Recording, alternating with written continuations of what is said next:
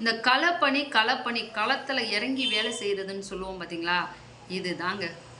நான் உங்கள்கிட்ட அன்போடு வேண்டிக் கொள்வது, ஒரு வருஷம் கழிச்சு இந்த 175 கிலோமீட்டர் இந்த பகுதியில குமரியிலிருந்து தூத்துக்குடி வரை யாரு வந்து பார்த்தாலும் கூட பாருங்க, வீதியிட அமைப்பு 365 நாள்ல எப்படிப்பட்ட ஒரு சுத்தத்தை செய்திருக்கின்றார்கள் என்று நம்மை பார்த்து சொல்ல வேண்டும். ஃபஸ்ட்டு களத்தில் இறங்கி வேலை செய்யணும். அதே மாதிரி நம்மளை நம்ம சுத்தமாக வச்சுக்கணும். அதே மாதிரி நம்ம இருக்கிற இடத்த சுத்தப்படுத்தி வச்சுக்கணும். அதுக்கப்புறமா நம்ம நாட்டை சுத்தப்படுத்தணும். அப்போது நம்மளே வந்து சுத்தமாயிடுவோம். அதுக்கப்புறமா தாங்க நாட்டவே ஆளணும். இயற்கையை வந்து பாதுகாக்கணும். அது வந்து நிறைய மரங்கள் நடணும். அப்போது நம்ம இருக்கிற இடத்த வந்து ரொம்ப சுத்தமாக வச்சுக்கணும் அப்படின்னு சொல்லிட்டு பீச் சைட்லேருந்து சுத்தப்படுத்துகிற வேலையை வந்துட்டு வீத லீடர்ஸ் அமைப்பின் தலைவர் அண்ணாமலை அவர்கள் வந்து களத்தில் இறங்கியிருக்காருங்க. இதில் வந்து மக்கும் குப்பை, மக்காத குப்பை இதெல்லாம் வந்துட்டு எவ்வளோ இருக்குது அப்படின்றத வந்து செக்ரிகேட் பண்ணி மக்களுக்கு வந்துட்டு கணக்கு காட்டணும்னு சொல்கிறாரு பாருங்க. அங்கே நிற்கிறாருங்க தலைவர் அண்ணாமலை அவர்கள் வந்துட்டு.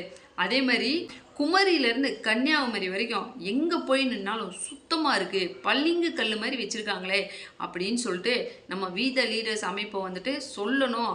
அதுக்காக வந்துட்டு நம்ம களத்தில் இறங்கி வேலை செய்யணும், வேர்வை சிந்தி உழைக்கணும், கையில் அழுக்கு படணும். அதே மாதிரி நிறைய இடங்களில் வந்துட்டு சரியான பராமரிப்பு இல்லாதனால மக்காத பிளாஸ்டிக்ஸை வந்து நம்ம நிறைய பயன்படுத்திட்டு இருக்கோம்.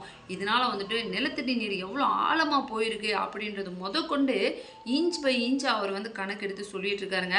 அது மட்டும் இல்லை, இப்படியே போச்சு அப்படின்னம்னா கடல் இருக்கும், ஆனால் இந்த மாதிரி பீச் இருக்குமா அப்படின்றது வந்து தெரியாது. நம்மளோட காலத்துக்கு அப்புறமும், நம்ம இல்லாத காலத்துக்கு அப்புறமும் கூட இந்த மாதிரி பீச்லாம் வந்துட்டு இருக்கணும், இயற்கை இருக்கணும். இயற்கை இருக்கும், ஆனால் சுத்தமாக இருக்குமா அப்படின்றது வந்து தெரியாது.